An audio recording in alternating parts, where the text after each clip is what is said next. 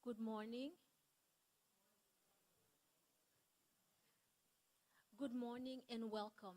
My name is Marie-Claude Jean-Baptiste, and I'm the Director of the Human Rights and Access to Justice Program at the Vance Center for International Justice. I also lead the Vance Center's Business and Human Rights Initiative. The initiative seeks to promote business and human rights principles, namely that both business and states have a responsibility, one, to ensure that their activities do not infringe upon the human rights of others, and two, if a violation does occur, to take steps to remedy them. As part of this work, we provide pro bono legal support to organizations all over the globe that are tackling these business and human rights challenges. We also encourage discussion and learning among the legal community on business and human rights. Our event this morning on the timely issue of whether arbitration is effective in resolving business and human rights disputes is one such discussion that I hope you will find not only interesting but also educative. It is my pleasure to introduce now Donovan, who will deliver the opening remarks. Donovan is a partner at the law firm of Debevoise and Plimpton, and he co-chairs the firm's International Dispute Resolution and Public International Law Groups. He serves as counsel in international disputes before international courts, international arbitration tribunals, and courts in the United States.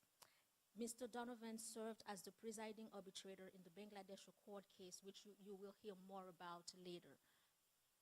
There is a more detailed bio of all the speakers in your handout, and also more information on the Vance Center Business and Human Rights Initiative. Donald, please.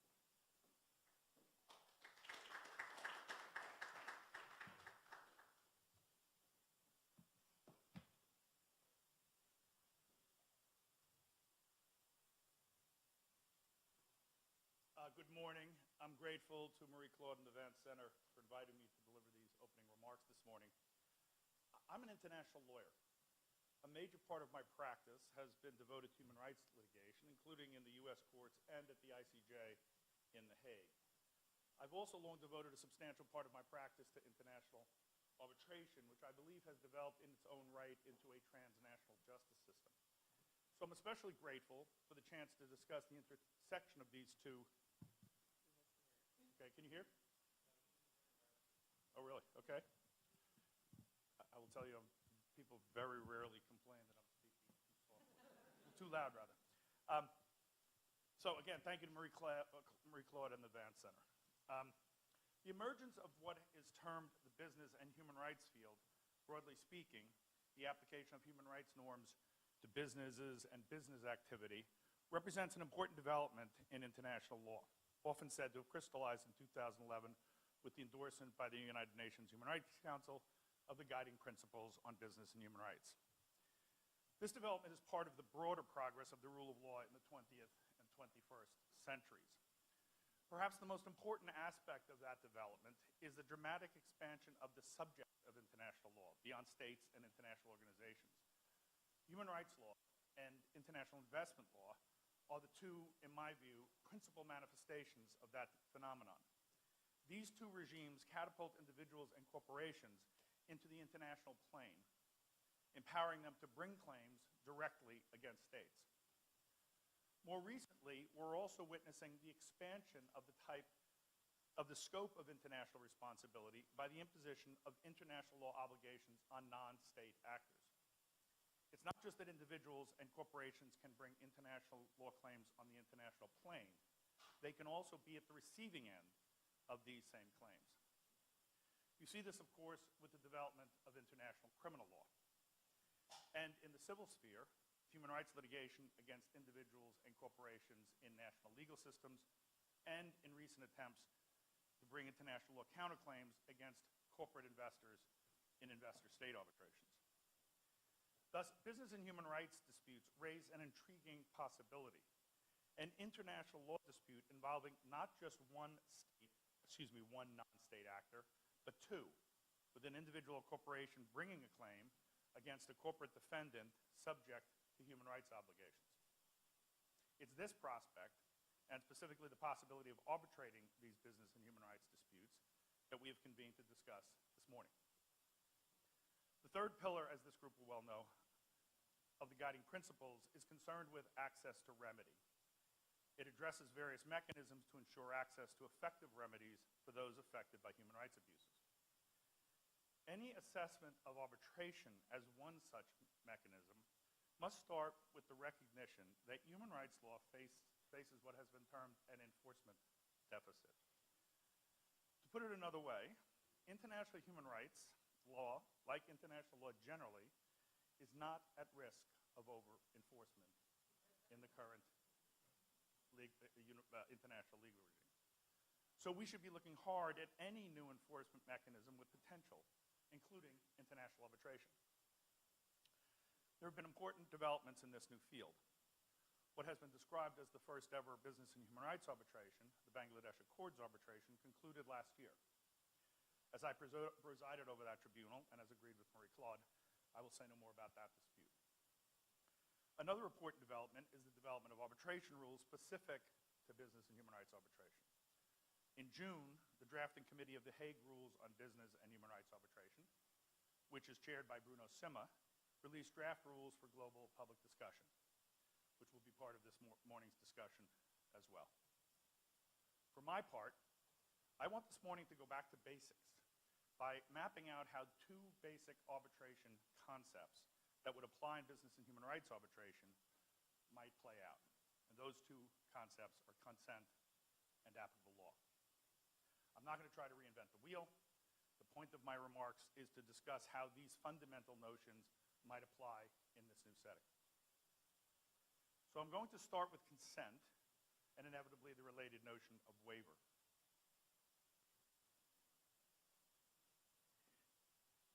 It's trite and standard to say that arbitration is based on consent, that consent is the cornerstone of arbitration.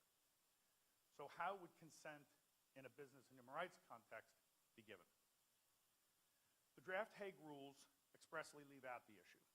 As the introductory note states, like the UNCITRAL rules, the Hague Rules do not address the modalities by which the parties to the arbitration may consent to it, nor the content of that consent, which are matters for the parties. That's as it should be. In general, it is not for arbitration rules to specify how consent may be delivered. Consider the example of the ICSID Convention and arbitration rules. The drafters of that convention contemplated that consent would be sourced in agreements to arbitrate in investment contracts and perhaps offers to arbitrate in investment laws. Now, of course, after the revolution that started with SPP v. Egypt, the first case brought on the basis of an investment law, and AEPL v. Sri Lanka, the first on the basis of an investment treaty, the principal source of state consent to ICSID arbitration is found in investment treaties, unilateral offers to arbitrate accepted by the investor upon commencement of the arbitration. When thinking about the parallel issue of consent in business and human rights arbitration, I'd propose to raise three questions. First, whether consent is given ex ante or ex post in a compromis or submission agreement. Second, whether consent is given simultaneously or at two different points in time. And third, whether the parties to the underlying agreement will be the parties to the arbitration, or whether there are mechanisms for third parties to the agreement to become parties to that proceeding. So first, the question of ex post versus ex ante. This issue arises in all arbitration.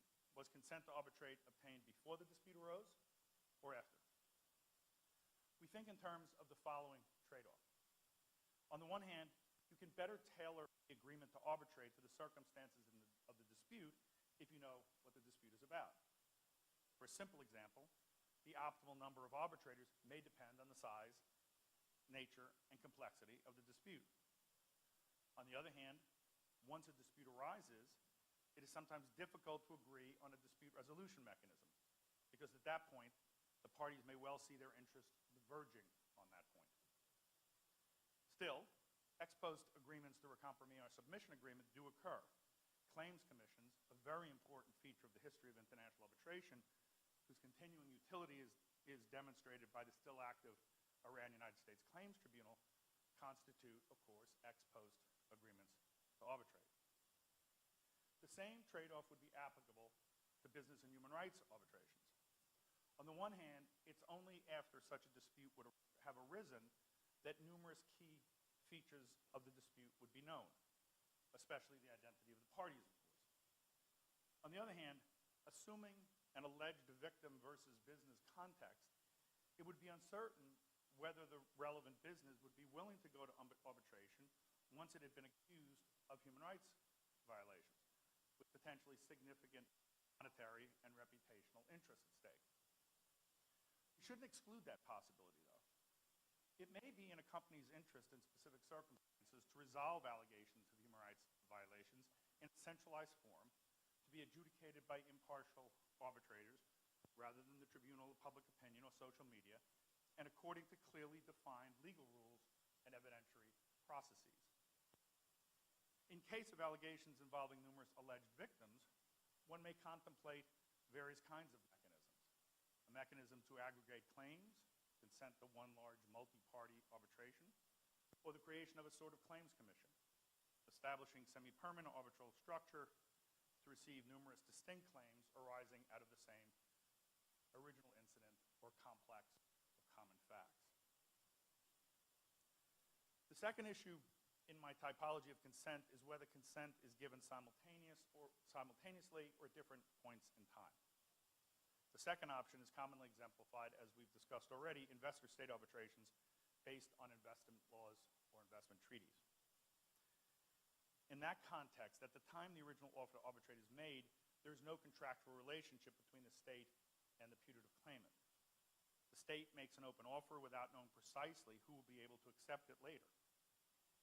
In fact, in the traditional understanding, the open offer to arbitrate is part of a package to attract potential investors who know that they can have recourse to arbitration if needed, and thus, by investing, become potential future counterparties.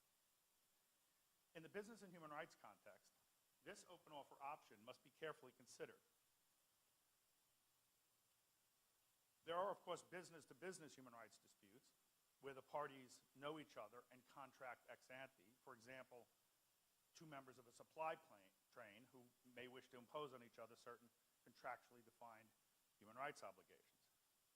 But in most situations, in the alleged victim versus business context, the parties will have no defined relationship ex ante.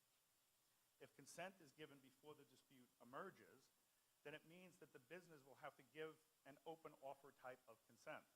Will have to give a unilateral offer to arbitrate to an undefined future class of potential. It may well be that businesses would be reluctant to extend an offer to arbitrate for some sort of class or mass arbitration to an undefined and numerically indeterminate class of plaintiffs. If we want to increase the probability that businesses will be willing to sign on to that type of mechanism, we have to develop criteria that might decrease the level of uncertainty by carefully defining the scope and terms of the offer. Think of the analogous situation in investment treaty arbitration, and particularly in the context of the critique of investment arbitration that has now been underway for some years. A very significant number of investor-state treaty cases are dismissed on jurisdictional grounds. States can rely on numerous limitations applying to their consent to arbitrate. A qualifying investor must have a qualifying investment. The investment must be in the territory of the host state. It must be made in accordance with the law of the host state, and the like. In the new generation of investment treaties, many states have sought to further qualify their open offer to arbitrate. For example, by tightening the definition of a qualifying investor. So it would be important in contemplating a business and human rights arbitration regime to consider what the limitations in the business and human rights context, analogous to those of investor, territory, legality, and the like, might be. It may well be that a carefully constructed arbitral process or tribunal with carefully defined jurisdictional criteria would be seen as sufficiently trustworthy that states would impose it by legal obligation or businesses consent to it in order to eliminate, for example, the prospect of multiple fora in which they may be sued. And, perchance, because they do want to comply and be seen to comply with their obligation to provide an effective remedy for human rights violations. third question in my typology of consent is whether the parties to the underlying agreement end up as parties to the arbitration or whether other parties get involved. It's well established that an arbitration agreement can bind non-signatories by recourse to theories of incorporation by reference, assumption, agency, veil piercing, estoppel, third-party beneficiary. The distinction between signatories and non-signatories is an important one in the business and human rights context. Again, in the alleged victim versus business context, it's common to see some sort of arrangement whereby the alleged victims would be represented by an organization, a labor union, or an NGO, for example. While the organization may be involved in the negotiations of the agreement, it may be that the individual victims eventually serve as the parties in the arbitration, perhaps in addition to the organizations themselves. Having touched consent, I should briefly touch on the concept of waiver. Classically, an agreement to arbitrate constitutes an exclusive remedial process. That is, the agreement to arbitrate entails a waiver of the right to recourse in other fora, by other mechanisms, most importantly, judicial processes. Again, this is a difficult topic in the business and human rights context. It could be argued that demanding a waiver of all other recourse is some sort of trap, forcing victims to go to arbitration in order to unduly limit their options. The counter-argument, of course, is that it is not fair to get multiple bites at the apple from a respondent standpoint. If business accepts to go through a process that can lead to a significant liability and downside, and that will in fact offer a fair and effective mechanism, they may well want to know that that process will not be duplicated in other fora. So let me share two preliminary thoughts. First, if alleged victims are to waive their right to recourse in other fora, one would truly want to insist on an informed consent mechanism. They would need clearly to understand and agree that their agreement to arbitrate implied a waiver of judicial remedies. Second, there might also be a middle ground whereby alleged victims have a choice of forum, but once they make their election, it is definitive. That is, it entails a waiver, a knowing waiver of other options, a sort of fork-in-the-road mechanism, again drawing an analogy to international investment arbitration. Time's short, and I will comment, therefore, only briefly on the question of the applicable law. This issue is expressly considered in the draft Hague Rules, Rule 41, with 4 drafting options considered specifically with respect to the treatment of usages of trade and international human rights law norms. Again, I give only preliminary observations. Assuming there is consent to arbitrate and the arbitral tribunal has the authority to decide the dispute, the next essential question is what norms the tribunal may apply, whether fundamental human rights norms or individual protection cast in some other form or guise. Broadly speaking, there are 4 options. First, contractually defined norms. These are the clearest ones, typically applicable in the business versus business context, but much more difficult to use in an alleged victim versus business context when there is no original privity of contract and the alleged victims have not necessarily participated in the definition of the contractual norms. Second, norms of domestic law. The tribunal could apply human rights law to the extent that it has been incorporated and reflected in domestic law. There is a proliferation of human rights protections and statutes under domestic law, including, for example, the 2015 United Kingdom Modern Slavery Act. Third, trade usages. As just noted, the draft Hague Rules emphasize this source of norms. This would be some sort of lex mercatoria of human rights law, fascinating notion to contemplate, or perhaps the conceptual equivalent of customary international law, but in a field centered on non-state corporate entities. The concerns here are the same ones that apply to commercial lex mercatoria and to some extent to customary international law. The difficulty in identifying clear norms, the need to determine whether the norms are as then accepted or subject to progressive development, and the reliance on the discipline of the decision makers in identifying and applying these norms. Again, issues that we see all the time in other contexts. fourth and finally, of course, international human rights law norms. This is another source rightly considered by the draft Hague Rules. While this is potentially a very rich source of norms, it raises an important, again, conceptual question. Which norms created in the context of individual-to-state disputes are meant to apply to corporates as well? Does the scope of the norm encompass non-state entities as potential subjects?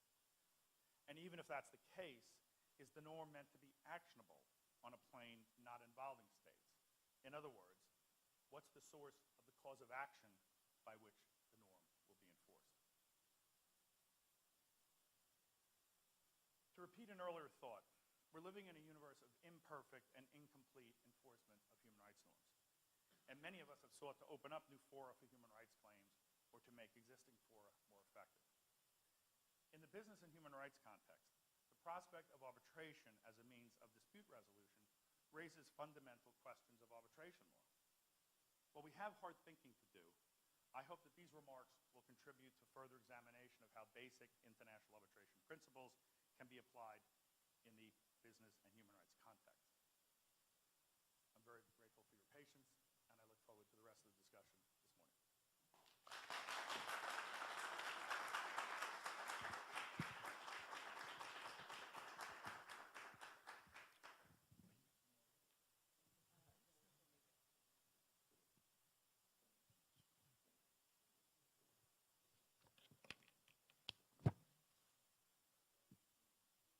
Thank you, Donald. We will now continue with the panel conversation, which will discuss in greater details the pros and cons of arbitration to resolve business and human rights dispute. I'm pleased to introduce our panelists. To my right, Jenny Holdcroft serves as the Assistant General Secretary of Industrial Global Union, which represents 50 million workers in 140 countries in the mining, energy, and manufacturing sectors. She is a member of the Steering Committee of the Accord on Fire and Building Safety in Bangladesh. Mrs. Holdcroft has extensive experience in negotiating collective agreements, training, and advocacy. Industrial Global Union was one of the claimants in the Bangladesh Accord arbitration. Next to Ms. Holdcroft is Robert Thompson, who is a member of the California Bar and a former Associate General Counsel of the U.S. Environmental Protection Agency, and a former partner of Leboeuf, Lamb, Green, and Macri LLP, where he was the chairman of the firm's International Environment, Health, and Safety Practice. He is currently a member of the Working Group on Business and Human Rights Arbitration Rules.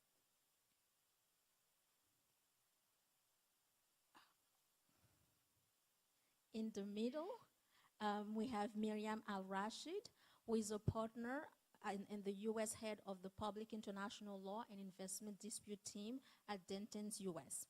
She is also a member of Dentons Litigation and Dispute Resolution Practice Group, where she focuses on public international law, including issues related to human rights, international investment disputes, and commercial arbitration. Mrs. Al-Rashid is a member of the Vance Center Committee. Next to Ms. Al-Rashid is Yusuf Aftab, who is the founder of and principal of Inodo Rights, a New York-based corporate human rights strategy boutique. He has extensive experience advising Fortune 100 companies, investors, law firms, and governments on operationalizing the UN guiding principles on business and human rights. Mr. Aftab has published and presented widely on the intersection of corporate responsibility and law, and is the co-author of Business and Human Rights as Law Towards Justiciability of Rights, Involvement, and Remedy. Last but not least, Moni Cheek is a partner at the law firm of Covington & Burling LLP and co-chairs the firm's International Arbitration and Dispute Practice Group. She serves as counsel before numerous international tribunals, advises on commercial and investment treaty cases, and litigates international law issues in U.S. courts. Mrs. Cheek represented global labor unions in the first binding arbitration under Business and Human Rights Compact, the Bangladesh Accord. Thank you. I'll pass it on to Meriam now. Thank you, Marie-Claude. And thank you, Donovan, for an excellent keynote, which I have to say is perfectly segued into everything we very much want to talk about today, and I imagine that was intentional, so great. Let's move straight into a just fundamental question, which may seem sort of daft to ask, but I think it's an important one to set the stage here. And this one is to Yusuf. You have, as we heard Marie-Claude say, extensive experience in advising multinationals on human rights concerns, and notably the implementation of the UN guiding principles on business and human rights, so which we know contemplates arbitration as one of the mechanisms for remediation. So if you could just start us off with the basic question, what is business and human rights, and how would you define it? Some simple sort of examples that constitute business and human rights disputes. Sure, yeah. So thanks, Meriam, and thank you, Marie-Claude, and everyone for attending. So I think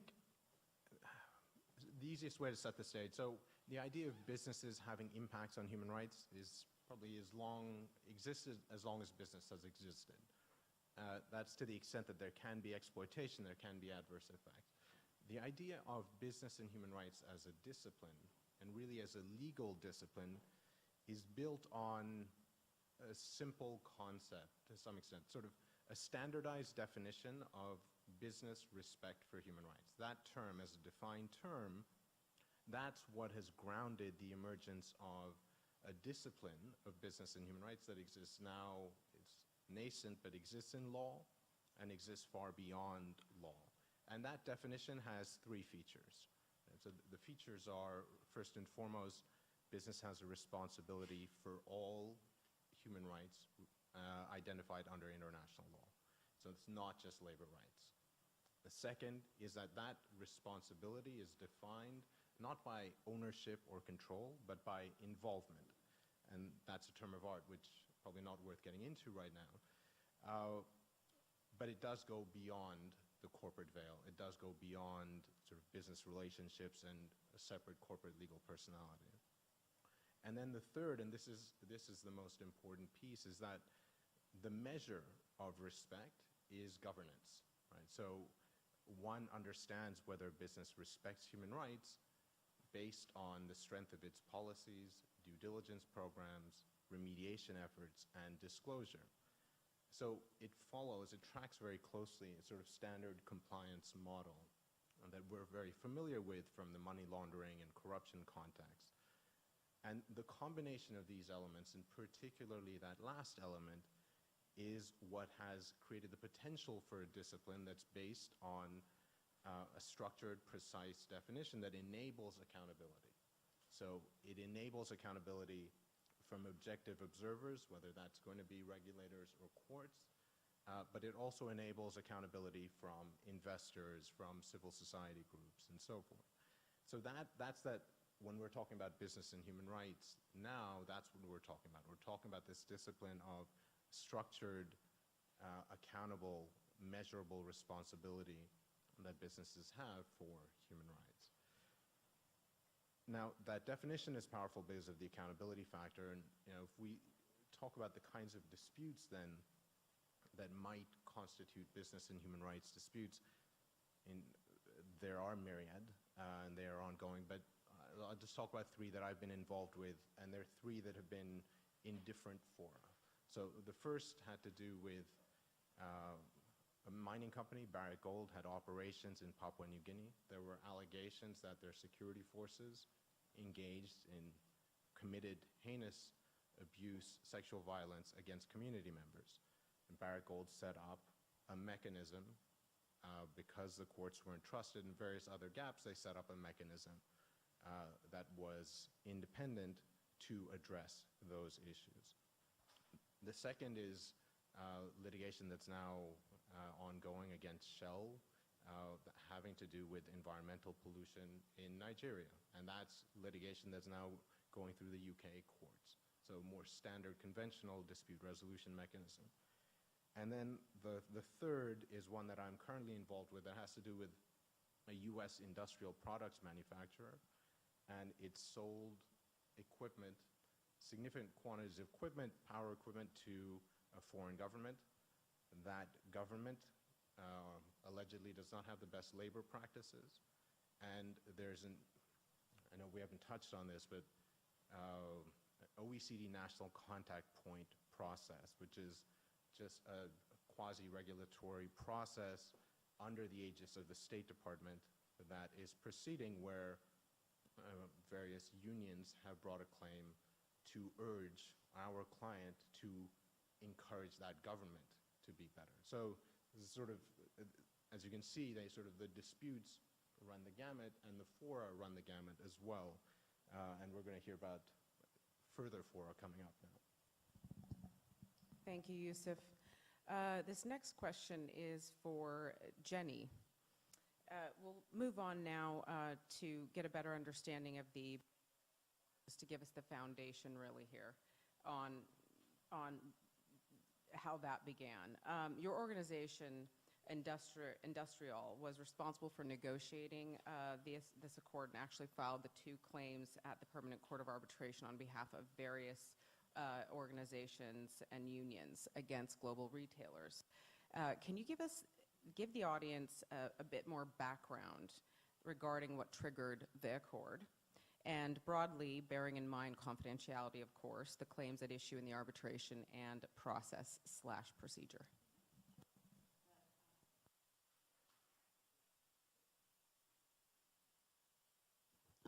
Yeah, so hello everybody. So I've actually prepared a PowerPoint because I was asked to at least give you a little bit of background, because I know there's a lot of interest in the accord because it's one of the few examples, well, it's perhaps the only example so far of international arbitration being used. And I'm not sure the familiarity that you all have with the accord and how it came about. So we've already heard what Industrial is. Our members are national unions. So in this context, we have many national unions in the textile and garment industry that are affiliated to us, specifically here in Bangladesh. You would have heard of the Rana Plaza collapse in April 2013 that killed over 1,300 people. This was a huge trigger that made the brands that were sourcing clothes from Bangladesh take the whole safety issue much more seriously. In the aftermath, I should just quickly say that there were many incidences leading up to the collapse of Rana Plaza, where many workers lost their lives. So there were fires, building collapses, and on the right-hand column is the number of workers who were killed in each of those factories. So it was an ongoing issue. Clearly, none of the brands' unilateral CSR efforts were doing anything to stop people dying. So finally, with Rana Plaza, that gave sufficient impetus to sign the Bangladesh Accord. We started off with a handful of companies. Very quickly, we got more than 200, about 220 companies in the end, signed the accord. And when I say they signed the accord, what they actually signed was an individual contract between the single company and Industrial and Uni Global Union. Uni Global Union represents retail workers, so the people who are selling the clothes that are made in Bangladesh. So the accord, we sort of group all of those contracts together and call it the accord, but it is actually made up of separate contracts, which will come important in a moment. So it's quite a big operation now. We inspected 1,800 factories, set up a whole operation in Bangladesh with the money that was funded from the brands to do that, covering a couple of million workers, uncovered 100,000 safety violations, and then put each of the factories on a planned route to remediation with the aim of getting all of the discovered faults remediated to save the lives. I have to say, just in way of context, no worker has died in an accord-covered factory since we started doing this, so it's been incredibly effective, and the legally binding nature of those contracts played no small role in that. So we still haven't completed. It's been 6 years now, and not all of the factories by any means have completed their remediation, so it's an ongoing process. But we also did training as well, because health and safety is obviously more about more than just structural safety. There have to be knowledge and awareness and ongoing safety work in the factories. So that's briefly what the program is. I just want to show you what it looks like to train over 1 million workers. We did mass meetings in all of the factories, gave each worker information about their health and safety rights. It's very important work, which I don't want to gloss over, but in the interest of time, I'll get to the bit that we're interested in here today, which is about how did we enforce this agreement.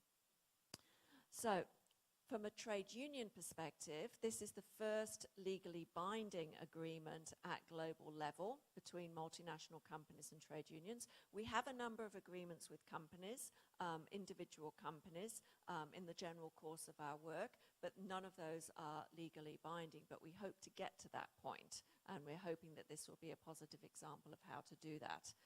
We have a dispute settling procedure under the Accord, which is handled by a steering committee, which is made up of equal numbers of union representatives and brand representatives, and I'm one of those.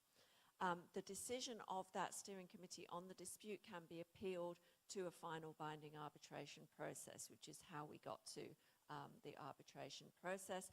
The Accord agreements, remember there's over 200 of these separate agreements signed with the global unions. They have standard language, and they say that any arbitration award under the agreement shall be enforceable in a court of law of the domicile of the signatory. And it didn't actually say that in the first Accord, but we'll go into more detail later perhaps.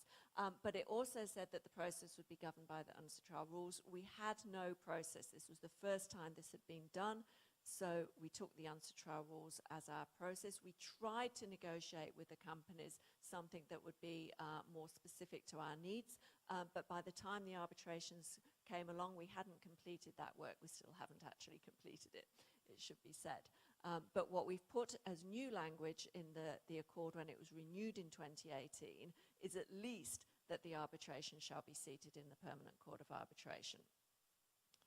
So, the arbitrations themselves. We had used the dispute settling process in the Accord to talk to a large number of brands that we felt had not been fulfilling their obligations under the Accord. We spent many months doing this. Most of the companies performed better. But there were 2 companies that, despite our best efforts, we still felt were not doing enough to uphold their obligations. So we filed cases with the Permanent Court of Arbitration. The PCA found that the cases were admissible, and that decision is available on the public website. But in the end, we settled both of those cases, and I'm very glad that we did settle them, because from our perspective, the time frame of the arbitration was going to be very, very long. I should say that the time frame for mediation turned out to be much longer than we expected as well, and by now the cases would have been heard and we're still doing the remediation. But at the time we were very impatient that what we wanted out of this was to get the factories remediated. That was the whole point of it. And I think this is a very important point for the discussion today, is what does remedy look like? We were not there to get punitive damages against the companies. We were not there to get money for victims. We were there to get the factories fixed, because that was what the contract required the companies to do. The companies were required to make sure that the suppliers that were making clothes on their behalf remediated their factory. And the second obligation on the companies was to make sure that it was financially feasible for them to do so. And those were the 2 obligations that we were seeking a decision on, because we felt that these companies were not doing sufficient for the factories that supplied to them, who were not remediating quickly enough. As I said, both cases settled. We were able to reach an agreement. There are certain confidentiality arrangements around this. I can't name the brands. I can't say what the amount of the settlement was for one of the cases, but for the other case I can, and that was $2 million into a fund for remediation, plus $300,000 for industrial and uni to do supply chain work, and I'll tell you what we're spending that money on in a moment. That money is now going directly to factories to remediate. So that was what we needed from this arbitration. As I said, it was not about punitive damages. It was not about money to victims. Victims were not identified in this. It was a pure enforcement of the contract that the unions had signed with the companies. It's important to also understand in the context of labor disputes that we have an ongoing relationship with these companies because our members are working for them either directly or in their supply chains. So we don't want to have an arbitration mechanism that blows up that relationship. And it's interesting to note that both companies that we took to arbitration subsequently re-signed the accord. They were not afraid of entering into this sort of legally binding arrangement, even though they had been taken to arbitration. So we believe that there is an understanding developing among the companies that we are working with of the benefits of entering into a legally binding contract, which is, of course, what they do at national level. It's only new because it's at international level. What we did also learn from this process is there are things that we would like to improve. As I said before, it was very slow for us because we wanted to get to that remedy more quickly. We also want it to be accessible and affordable. And when your trade unions taking cases against multinational companies, that's not always obvious. And it's excellent that Marnie Cheek is here because without the support of Covington and Burling, we would not have been able to take these cases. That's absolutely clear.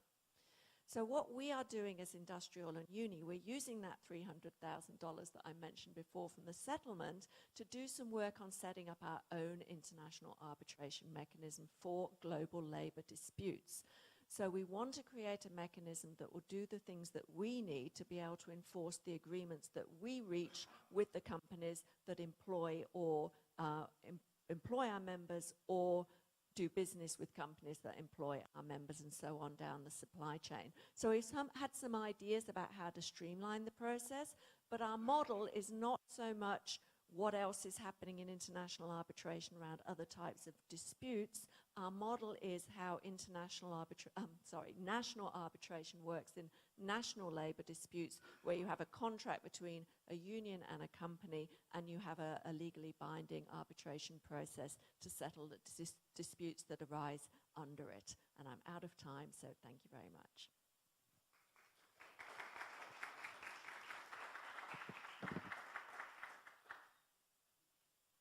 Thank you, Jenny. We'll try to hopefully address some of the other points you would have made throughout the course of the panel discussion. Let's move on now, focusing a little bit more on the Bangladesh Accord, just briefly here. This is for Jenny to contribute to. What have your experience about the similarities? My microphone keeps coming in and out, and I can tell me.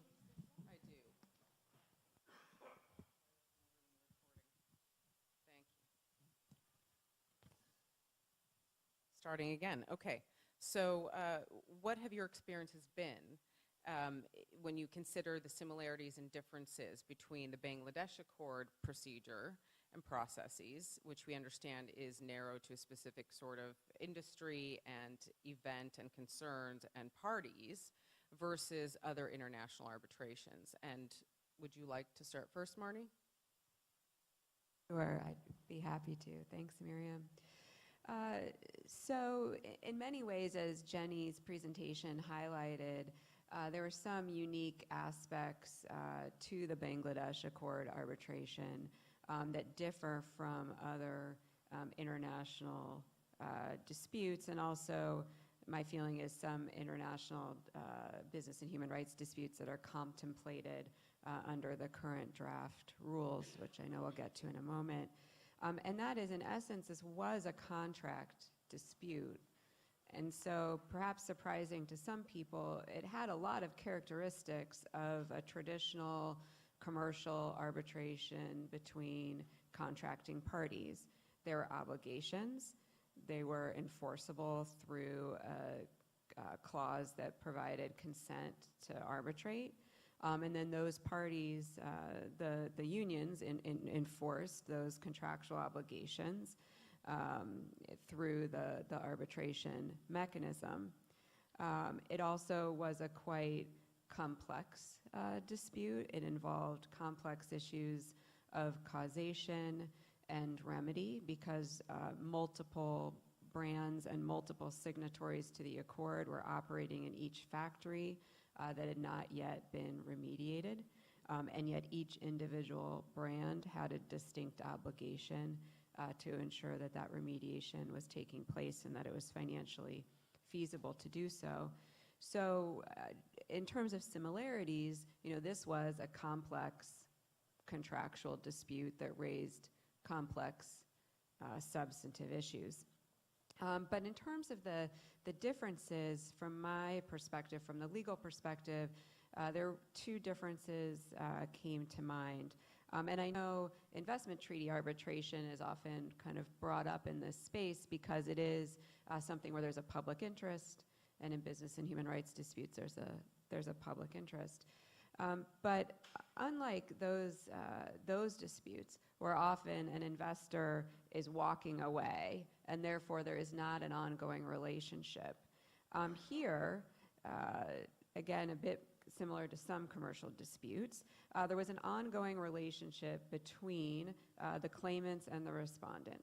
The unions were still working with all the brands, including these two brands that they had brought the claims against, to ensure their ultimate objective, which was not just to get like a payout for victims of the Rana Plaza disaster, but was to actually bring garment factories in Bangladesh up to building and safety code standards to ensure the safety for Bangladeshi workers. And because there was this ongoing relationship, this was seen as we're enforcing particular obligations under this agreement, but we want to come out the other side with a solution.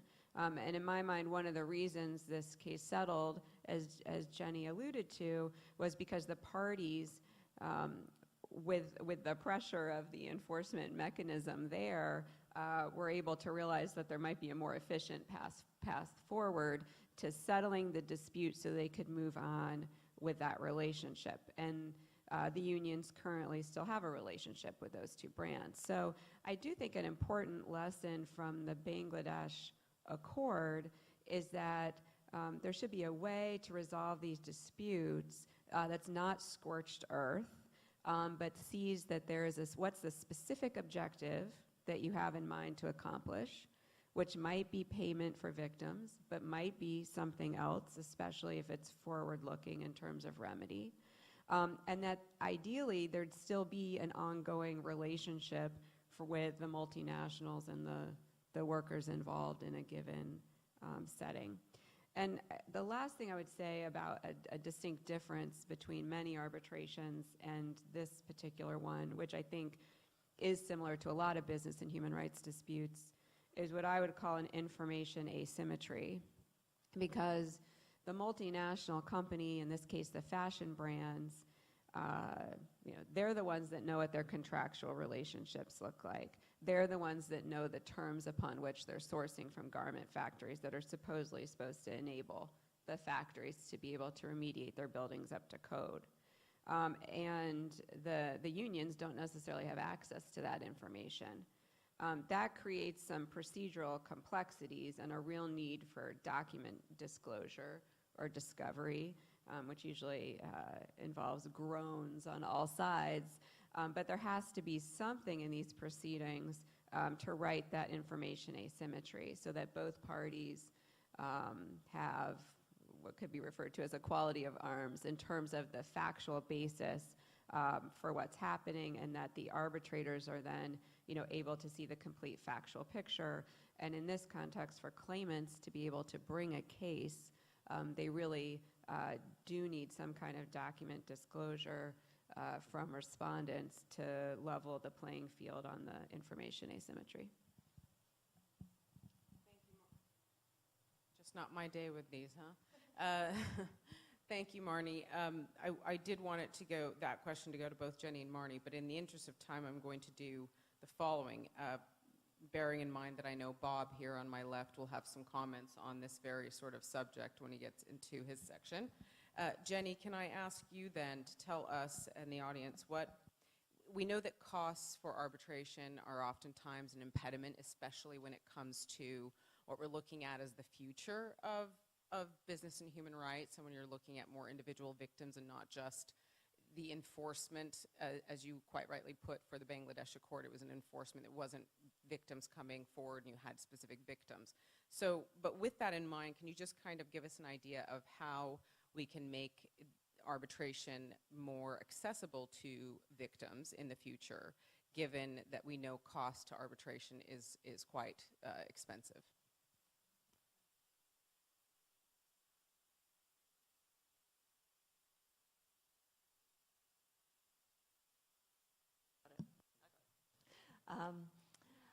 Look, it's difficult for me to answer that because we would never be taking cases against a company on behalf of victims.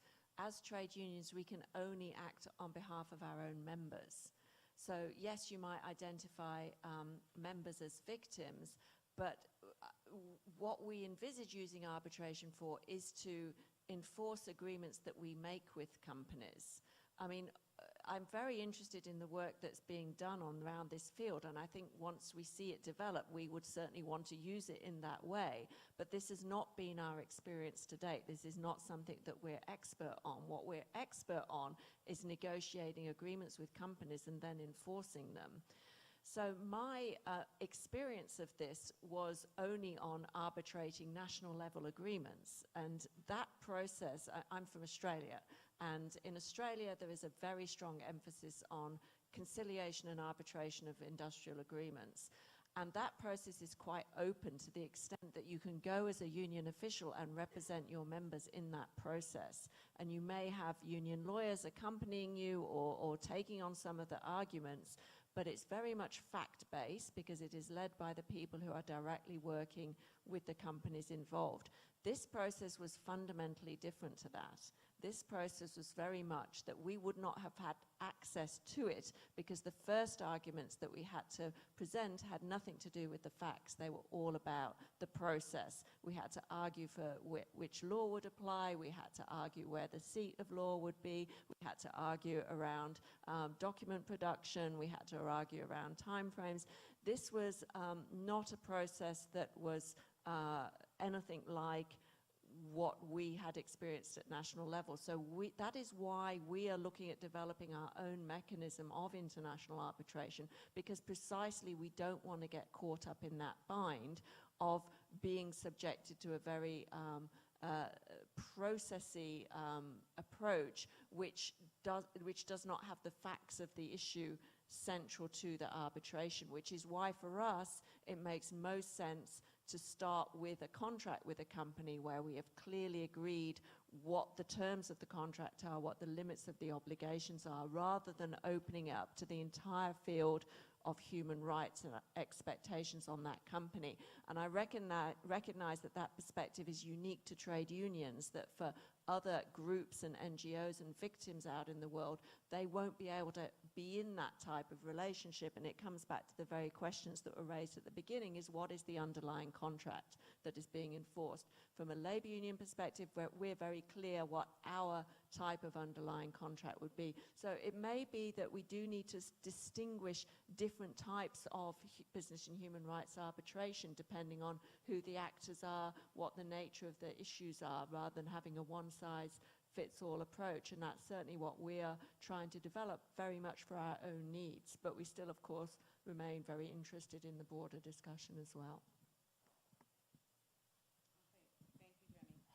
Thank you.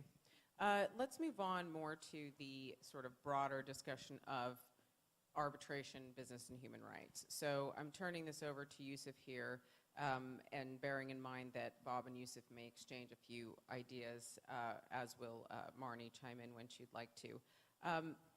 So Yusuf, how important is it, from a business vantage point, how important is it for multinationals to take into account human rights? You touched upon this briefly at the outset. In the context of corporate responsibility risks, including legal, political, and financial risks. And what's the main advice that you would provide to multinational heads in this context? I mean, so in short, it's increasingly important. It's in my background and the sort of the start of Inodo, before that, I was doing mainly investor-state arbitration work, commercial arbitration, and it was in that context that I started seeing the potential for these risks. And so, and that's really what inspired sort of the work we do, which is to help companies manage it. And the risks really break down into 4 different kinds of risks. So the legal risks are material, and they are increasing. It is, to some extent, sector dependent. But the brand risks are huge, and they apply across sectors. The investor risk is increasingly a piece that moves companies. I'd say most of our clients come to us because of shareholder pressure. And so what you're seeing is that, and these risks are all interdependent. So there is the political risk element as well that applies in different contexts, depending on the sector. So it can apply to the kind of regulation you might expect when pushing for a new product. It can apply to environmental permits and so forth, particularly in the resource sector. So companies need to be conscious of all of these. What has changed is that reputational risk piece existed for a long time. That's, there have been campaigns against companies, certainly since the 80s and 90s. But what's changed now is that the risk is not just a matter of public relations. The risk is a matter of a potential lawsuit. There's potential litigation. There's the investors are, I'm not sure if this came up earlier today, but BlackRock has made it clear that they're going to be looking for better ESG performance, environmental, social, and governance performance from their asset managers. They're going to look to them to ask more questions. So, and all of these risks are interdependent. What that means is when addressing the public relations element of it, it's critical that companies are preparing for potential litigation.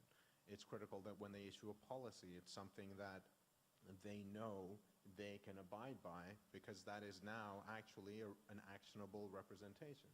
It might be used to pierce the veil or to make those allegations and those arguments down the road, and it's certainly going to be subject to investor questions and questions from ratings agencies. And so, broadly, our advice comes down to when you are trying to address and navigate these human rights related risks to your business, make sure to do it in a way that you can explain to different stakeholders. Make sure to do it in a way that you can explain to the investor when they call, that you can explain to a court or a regulator when they're knocking.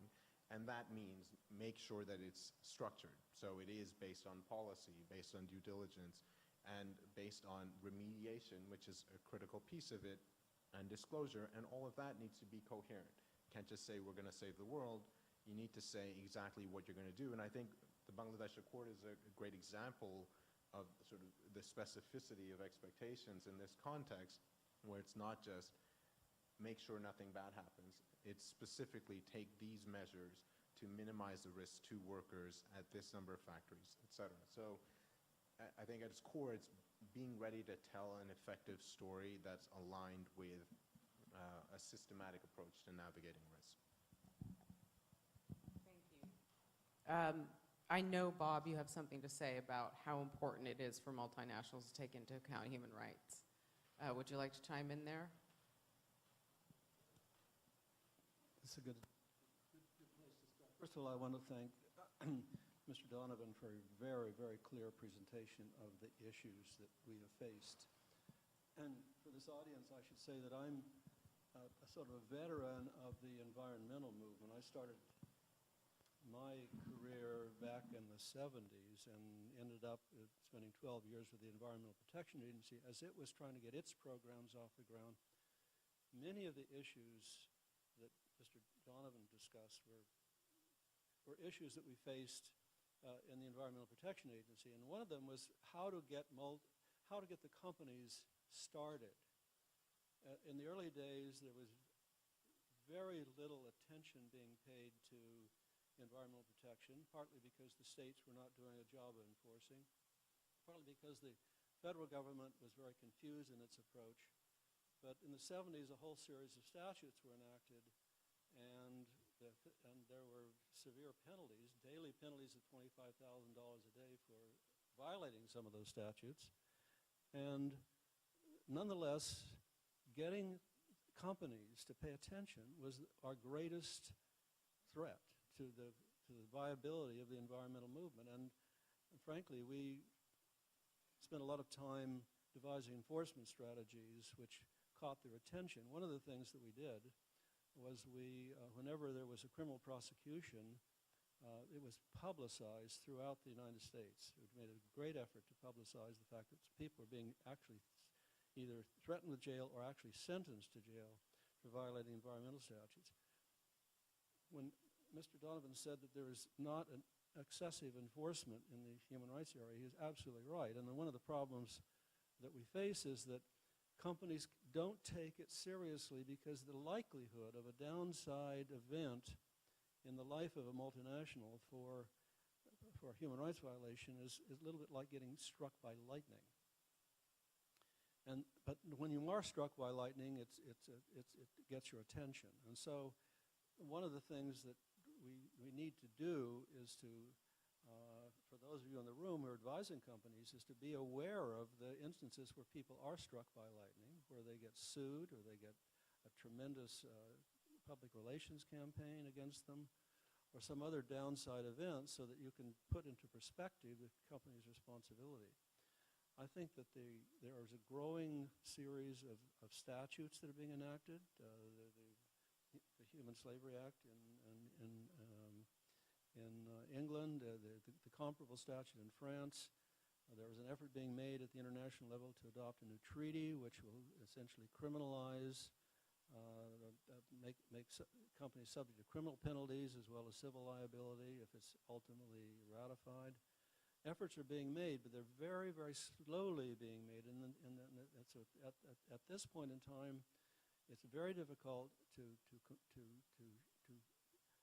a company to understand it really must, for legal reasons, pay attention to human rights law.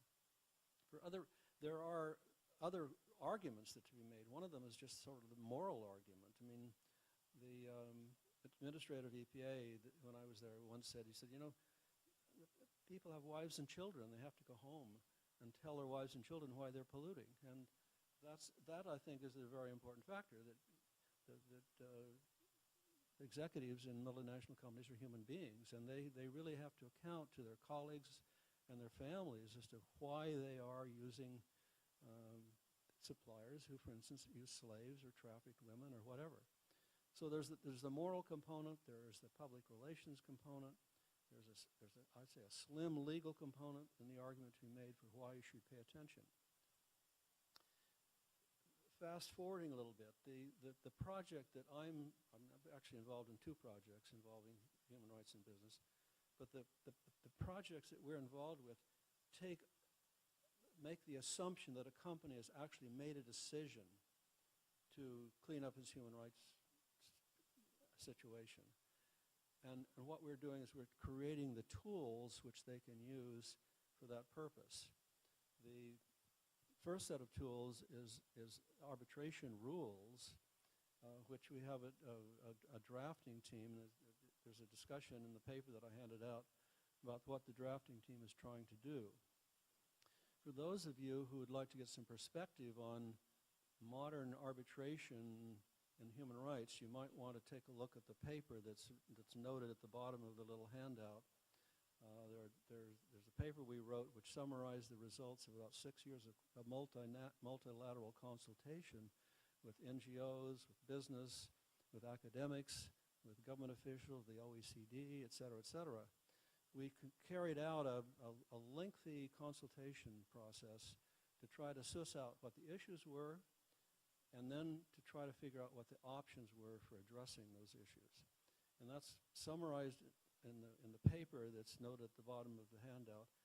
And then one of the conclusions we came to is that there was a need to examine whether the existing international arbitration rules are adequate to handle human rights cases. And what we had discovered was that the perception of international arbitration, or arbitration generally, among the NGO community, among the human rights people in the human rights NGO community, was extremely negative. They were concerned about, first of all, about what they call the arbitration mafia, which is to say that arbitrators, in their view, were business lawyers who were beholden to business interests, and therefore they would probably shade their decisions in favor of business. That's a widespread perception. That led to a series of recommendations that we made to create rosters of people with expertise in arbitration within each of the international arbitration institutions, and also that there should be a code of conduct. And one of the recommendations of the draft Hague Rules is that there be a code of conduct dealing with impartiality and lack of conflict of interest and so forth. Second perception was that arbitration, particularly in the consumer area, has been abused. And this is something that Mr. Donovan picked up on.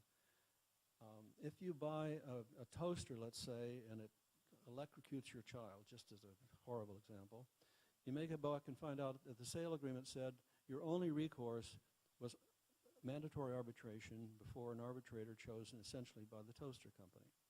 No court case could arise out of that, and this issue was dealt with extensively in the series of New York Times articles a couple of years ago, and it really poisoned the air in terms of the discussion we were trying to have about international arbitration, because it looked as if the victims were going to be told, if you have a problem, you have to do mandatory arbitration before the arbitration mafia, and so what's the point? That's another problem that we have. The third problem had to do with what we call inequality of arms. That victims are poor, companies are rich, it costs an arm and a leg to do any kind of process, particularly in court and probably similarly in international arbitration. How in the world are victims ever going to get any justice in this world? That issue is one which is probably the hardest issue to deal with, but we've done some work on that and come up with some suggestions. One is that we have to recognize that victims are not going to come in as individuals. They'll come in probably as some kind of class. They'll be represented by an international NGO or by a labor union. They would probably have, it's conceivable that they could, in some countries, they would have a contingency fee associated with the claim. In other situations, there could be what we call third-party funding, which is where an outside investor invests in essentially a tort claim and shares in the proceeds if they win. Another institution we're looking at is an international trust fund where donations are made into a trust fund which will fund the victim's expenses in one of these things. And finally, there's the issue of fee shifting within the rules, and that is addressed in the draft Hague Rules, which authorizes the arbitrators to take into account, when they allocate the costs of the arbitration, the relative burden on the different parties. And fee shifting is a very controversial issue. I will say in the environmental context, fee shifting was an extremely important aspect of the success of the environmental statutes, because what it said was that if an environmental group like the Sierra Club sued somebody and won, they would get their fees paid for by the defendant. However, if they lost, they didn't have to pay. And that's called reverse fee shifting, and it could be one way in which, if it's ever imposed by governmental authority, that could essentially overcome some inequality of arms issues. Now, the issue of consent is probably one of the hardest issues to deal with. And here's where we sort of come out on that. The companies are likely to want to resist any changes from the existing international arbitration rules. They're familiar with those rules, they trust them, and it basically gives them the kind of protections and rights, due process rights, which they want to have. If you inject into arbitration rules elements that business are not familiar with, you're going to decrease the likelihood that business is going to want to consent to the use of those rules. Now, on the other hand, business may have to make some concessions, and as Mr.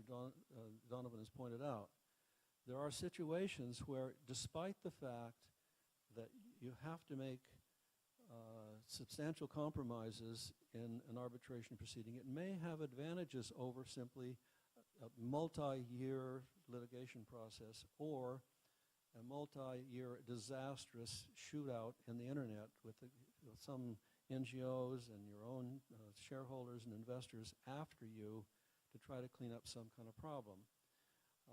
An example of that was the asbestosis litigation involving the miners in South Africa. They sued in an English court, went for years of legal pleadings. Finally, they were so tired of the expense and the adverse publicity that the companies agreed to arbitrate the process and agreed that that they would pay the fees of the victims. And that was arbitrated before some senior judges in South Africa, and they came to a very quick solution. And so there are times when companies get backed into a corner and want to get out of that corner, and that's why we have arbitration offers a tool to do that. My time is up, so I'll turn it back over. For the moment. So now that you've pointed out a few, I guess, challenges and both some ideas about why arbitration would be useful, it's obviously a very complex subject that requires a great deal of depth and hours to discuss. I'd like to just go back then to Yusuf and perhaps Marnie and Jenny chime in on this. Have you, Yusuf, in particular, recommended to businesses to go ahead and use or insert arbitration clauses in their contracts, or whatever they may be, supply contracts or otherwise, encompassing business and human rights disputes in their contracts?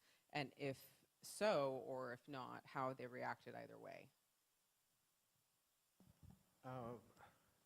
Thanks. So the short answer is no, and that we don't recommend it for a couple of reasons. At the moment, if you look at the guiding principles and what's expected of remedy, yes, arbitration is a possibility in certain contexts, but the truth is the preferred method to resolve disputes is through engagement, is through something that would be more like mediation. But beyond that, there are real challenges, many of which Donald touched upon when it came to arbitration in the business and human rights context. At a conceptual level, there's still a lot of uncertainty around third-party beneficiary rights. There's still a lot of uncertainty around choice of law. And there's still a lot of uncertainty in terms of what that process would, at the end of the day, what it would look like when it comes to remedy, and making sure the remedy is not just compensation, but involves specific performance elements tied into what would be considered effective remedy under international law. And so I think these are a number of challenges that persist, and there's no current trusted institution that we could possibly recommend in that context. And so it's not, while we do encourage companies to treat these expectations as enforceable under contract, arbitration as sort of a standalone approach to resolve specific human rights issues is not something we would currently encourage. I'd like to be a little controversial here in that all an arbitration clause is an enforcement mechanism.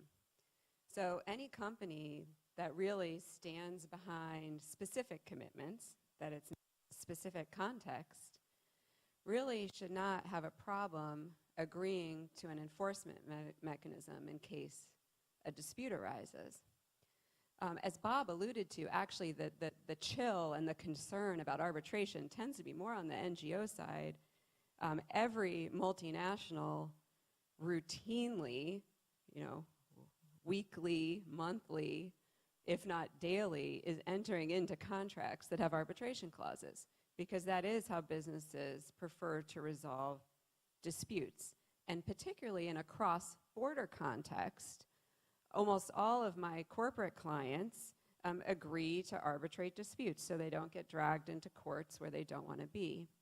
So I think that the real issue here is whether corporations are willing to agree to an enforcement mechanism, because the process and the procedures are something that they are quite familiar with. I might just And of course, I completely agree with what Marnie's saying on that front. I think this comes down to a distinction between the two types of dispute that Donald was talking about earlier, right? So in business-to-business dispute, if you want to enforce something against a supplier or business partner, that's fine. That can follow the conventional methods. Sort of when I think about business and human rights arbitration writ large, it is providing a venue in the kind of context that Bob's talking about for stakeholders who would be affected, who are not parties to any contract, to bring a claim to make sure that it would be enforceable against the company. And there, I think, there's tremendous uncertainty that is completely unsettled in terms of the scope of consent, what the law would be that would apply. And if we look at human rights policies that companies have, they will adopt a lot of the language now from the guiding principles on business and human rights, for instance, and say, for instance, that their commitment is to look out for and address impacts that they may cause or contribute to or to which they are directly linked. Now, these are terms of art, and yet they are terms of art that so far have rather unsettled definitions. And so to make that kind of commitment enforceable to an undefined set of claimants, I think that's where we would not encourage a company to go that far, to make that kind of commitment enforceable in front of this kind of law. Yeah, I think we could agree that there's certainly two different types of commitments. One is a specific contractual obligations like the Bangladesh Accord, so something that's specific. The other is general, UN guiding principles where no one's really agreed to an enforcement mechanism for these very general principles, and so there's a lot of uncertainty. But I think, and Jenny may have a comment, that there's ample scope for entering into more specific agreements where arbitration can be a remedy because there's less unknown, because it can be tailored to the specific.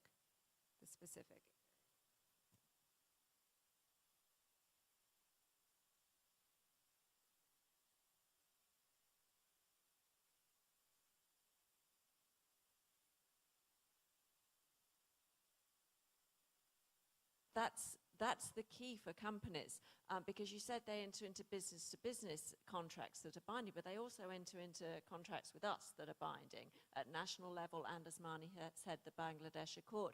We have other agreements with multinational companies. We call them global framework agreements, and they set out specifically what our expectations are of them in human rights. But it's tied very much to the ILO core labor standards and areas like health and safety. They're what you would expect for not only the direct employees of the companies, but the supply chains. These are very important agreements because they codify what our expectations of those companies are. So they're a step beyond CSR.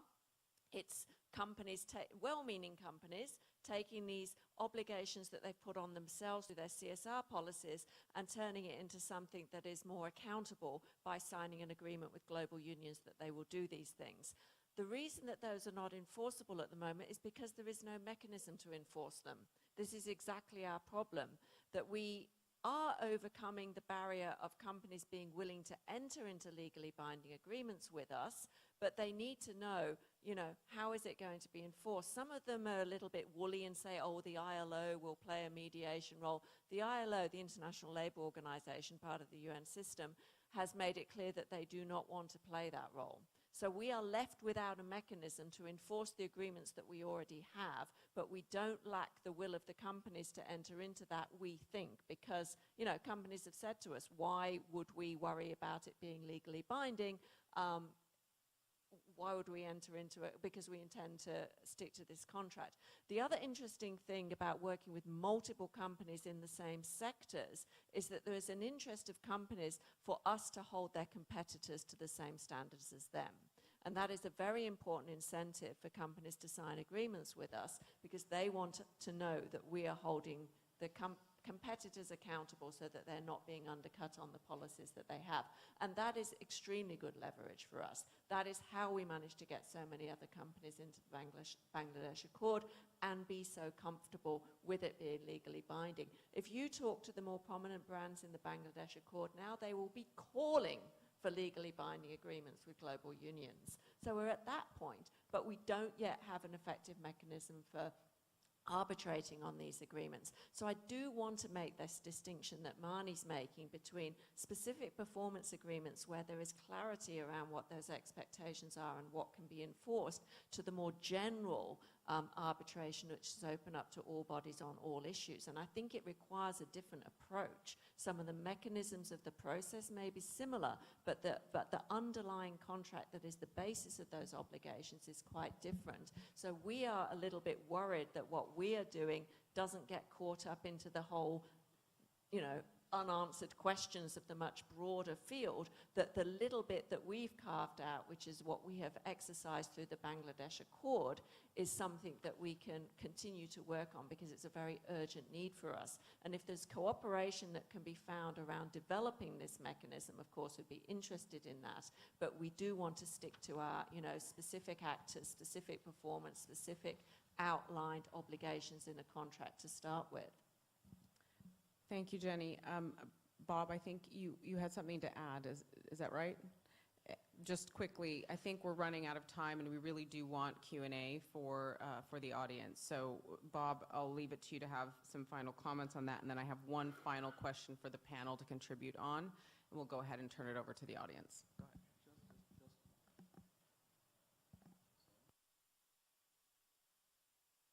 This on now? Okay. Just a brief comment on this issue of getting companies to agree to use arbitration. In the business-to-business context, you have to be pointed out that when a business is trying to clean up its supply chain, it's first will look at its own activities and find out what's going on there, and it will also do due diligence as to what's happening in the supply chain and come up with a list of specific areas of concern. And in its contracts, will likely specify the kinds of things that they want to mandate be cleaned up, and also some kind of compliance arrangement steps can be taken to clean that up. And those are specifically enforceable terms of the contract. It's interesting to note that the multinational is not imposing obligations on itself, it's imposing obligations on its suppliers. And if it has the leverage to require the suppliers to clean up their act and their suppliers and so forth down the line through what we call a perpetual clause, then its incentive is to clean up its supply chain, but it does not impose additional obligations or liabilities on itself necessarily out of one of these contracts. In the American Bar Association, we have a project involved drafting proposed contracts that contain perpetual clauses and dispute resolution clauses and so forth that will carry that out.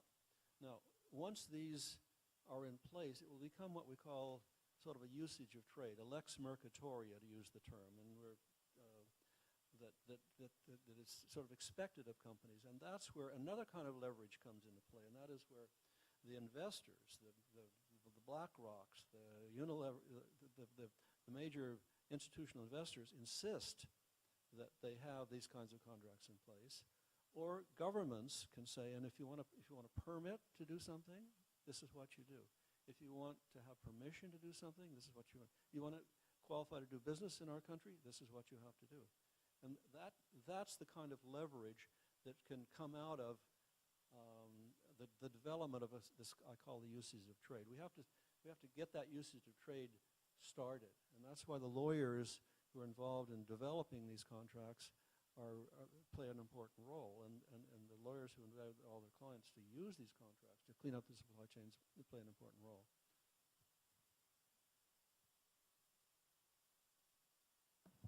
Okay, thank you, Bob.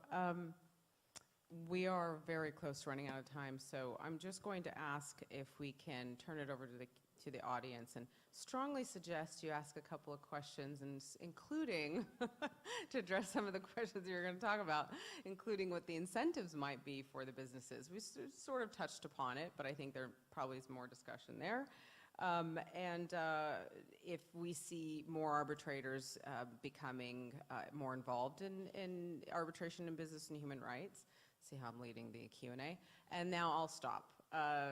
So we have a question here. I'm going to go ahead and turn it over there. Do you mind?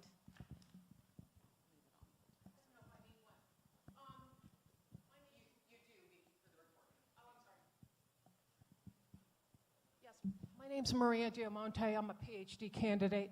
I'm writing my dissertation on the ILO. So any of you, if you would like to answer on the Bangladesh Accord, what was the involvement of the ILO? Sure, I can answer that. Not much. I mean, nothing to do with the arbitration at all. I mean, the ILO doesn't want to go anywhere near actually arbitrating or even mediating between parties. The ILO, as you know, maybe others don't, is a tripartite structure made up of governments, employers and trade unions, and it's unique in the UN system in that regard. So anything that the ILO does has to be agreed by those three constituents. They played a very good role in helping get the accord going. They hosted the first sort of signing ceremony. They like doing that. And they provided a person to be a neutral chair of the steering committee of the accord. So the very, very neutral role, very hands-off, very much advice and support, but no more than that. So we know, as I mentioned before, that we can't count on the ILO for being able to provide the sorts of arbitration services that we require to enforce our agreements. It is not going to be possible for it, with its tripartite structure, to be able to accept to take on that role. I know, because with the Declaration of Philadelphia 1944, they pivoted towards not just labor but human rights. So to me, they've abdicated both roles, labor and human rights. Or am I wrong? Okay. Thank you. I have a question relating to costs of arbitration and equality of resources that were two topics. And hopefully this isn't a sensitive question for anybody on the panel, but given the public interest nature and human rights nature of these disputes, to what extent could one expect to see plaintiffs represented by lawyers and law firms on a pro bono basis, and does it depend on the nature of the plaintiff?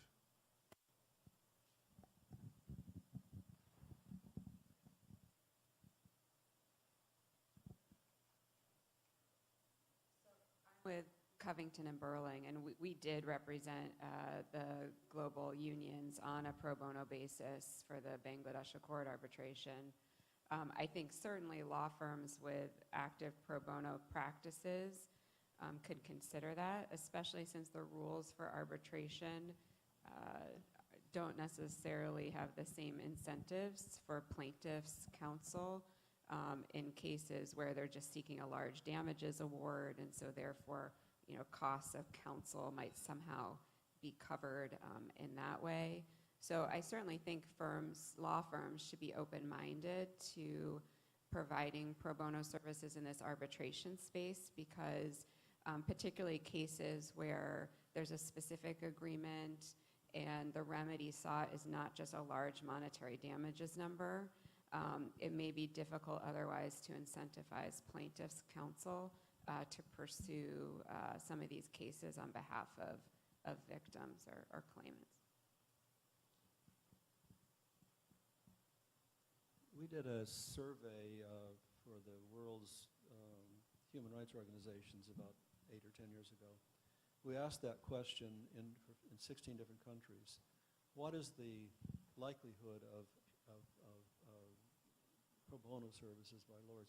And what we discovered is a wide range of attitudes depending on the national firms. One of the biggest problems in I'll call it the third world is that the law firms generally don't use pro bono, don't do pro bono work. They are also fearful of alienating their business clients. That was the two observations that were made. So in the Western world, pro bono is used, particularly in the United States, it's a big issue and has been used pro bono for cases under the Alien Tort Statute. And it likely will continue. And we also found, we did a survey, Georgetown University did a PhD candidate did a survey of changing attitudes toward contingency fees and the use of pro bono. And apparently there's a sort of a rethinking going on, particularly in the global South, about loosening up on contingency fees and also more pro bonos being done, and also looking at the potential for, as I mentioned earlier, third-party funding of these kinds of suits. Hi, I'm Malcolm Dornan from the Open Society Foundations. My question relates to the confidentiality of proceedings.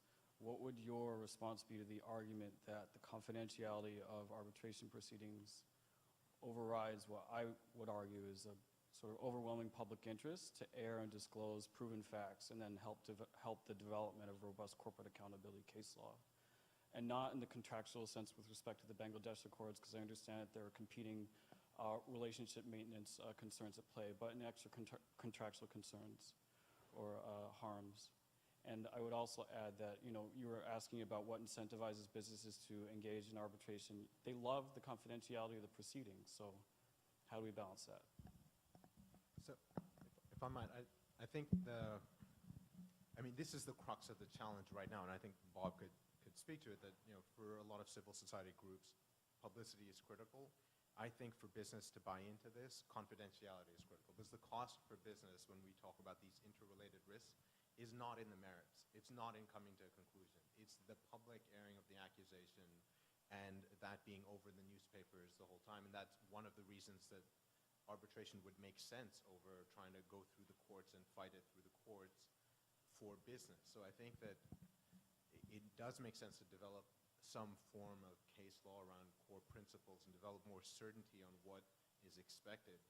But I think there has to be a way to balance that with the identity of the specific businesses at issue, because I think otherwise, because arbitration is consensual, a lot of that, the incentive to do it in the first place, dissipates the moment we have a presumption of publicity of all facts.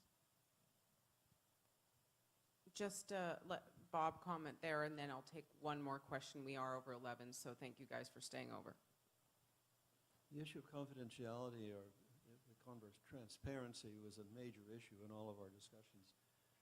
And there is an international trend towards opening up arbitration, even commercial arbitration. The UNCI trial has adopted 4 years ago, a set of rules about transparency, which ultimately are supposed to pertain to international investment disputes. In terms of whether business would agree to transparency, remember earlier I said that the multinational is not the one that's subjecting itself to liability, nor would it be subjecting itself necessarily to transparency. If it forced its supplier into an arbitration situation, the supplier may not have much of a choice. It must be open. And there's a major argument that it's in the public interest that human rights arbitration be open. I think it's a very compelling argument. The rules that are being developed have a wide open transparency provision. And whether or not the NGOs can actually twist the arm of the multinational that they're arbitrating, they're trying to have a problem with, remains to be seen. But they have a very, very good argument. Okay, one more question. Anyone? Okay, great. Hi, my name is Nancy Devon, and I work with USCIB. My question today, and thank you so much to all the speakers. This is a very interesting topic. We represent a lot of companies, so a lot of them are asking questions about this. What is the trend? Where is this going? Because we represent the ICC court, so we do a lot of arbitrations, business to business. So we understand the benefits and values there. We also have a corporate responsibility group, and they're trying to understand how the two separate groups, how can we work together to provide businesses with good guidance that we've heard from Yusuf here and all of you. Thank you so much. My question is about enforcement. Right? So right now you have an agreement where the UNCI trial rules apply. So when I think about arbitration, I think of it as it's a mechanism, a procedure to enable the resolution of disputes. But at the end of it is an award that needs to be enforced in either courts. Is there, what is the thinking with respect to human rights violations that go into arbitration, and how would these awards, types of awards, get enforced? Because aren't you opening up another can of worms? Because they have to go to a state court. Is there anything being done to have some type of international mechanisms for enforcements or standards? Just very quickly, at least the Bangladesh Accord makes clear the party's intention that the award should be considered a binding and final award under the New York Convention, and then could be enforced just like any other award. So to the extent that there is not compliance and there needs to be enforcement proceedings, the thought that it would proceed just like any other award under the New York Convention. Yeah, in terms of whether that's a good idea and whether other options might be preferable, I mean, we're not there yet. Remember, the Bangladesh Accord settled, those cases settled. They didn't even reach arbitration. And that is always our goal. As I've said, we're not seeking punitive damages. We're seeking remedy. So that's why we emphasize the speed and the accessibility of the process. That's what arbitration should be. That's why we want arbitration rather than court cases, because ultimately we want the companies to comply. That's the whole goal of it. So if we've got to the point where, firstly, if they don't settle, if we've gone through every single dispute settling process, including conciliation, and we end up in arbitration and we haven't, and then even the arbitration award is not respected and we end up in the court, that is a very dire situation. As trade unions, we want a dispute settlement process that is quick and that gets settled at the lowest level possible. So that final arm of national level enforcement of a supposed international arbitration award is so far beyond, by that stage we're probably in very deep trouble if it's gone that far. So, but as a mechanism in itself, I don't think we're particularly worried about that, because we want to put in the more intervening steps that make it more possible that the settlement will come much earlier in the process. That's where we're focusing on. Bob, is there a way, or forgive me if this is a sort of silly question, do the rules, the draft Hague Rules on arbitration, address this particular point in any of the preamble? And I don't think we've all seen this. I don't know when it's about to be officially published. Do you have an answer to this? I don't quite understand your question. On enforcement. Well, the rules specifically say that the parties who adopt the rules agree that the arbitration will be a commercial arbitration within the meaning of the New York Convention, which means that it would be enforceable in roughly 154 states around the world. Just one more point. The rules also provide, as many arbitration rules do, that there's a relationship between binding arbitration and what leads up to binding arbitration. There's something called mediation is a step that normally people take before they go to arbitration. Before that, there's face-to-face negotiations and conciliation. What the rules provide is that if you reach a settlement in mediation, then you can have that become part of the award, so that having an arbitration clause enables you to make sure that your settlement agreement is binding in this vast universe under the New York Convention. Okay, that sort of covers it, and we did go 10 minutes over. Thank you again for your patience and sticking around with us.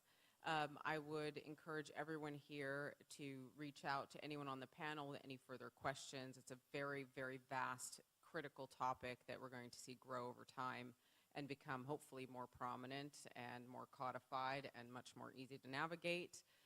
So do feel free to ask questions of the panelists, and thank you for coming to attend. Marie-Claude, do you have any comments? Okay, that's it. And if anyone hasn't had any breakfast or coffee or anything, please feel free to grab that on your way out. Thank you.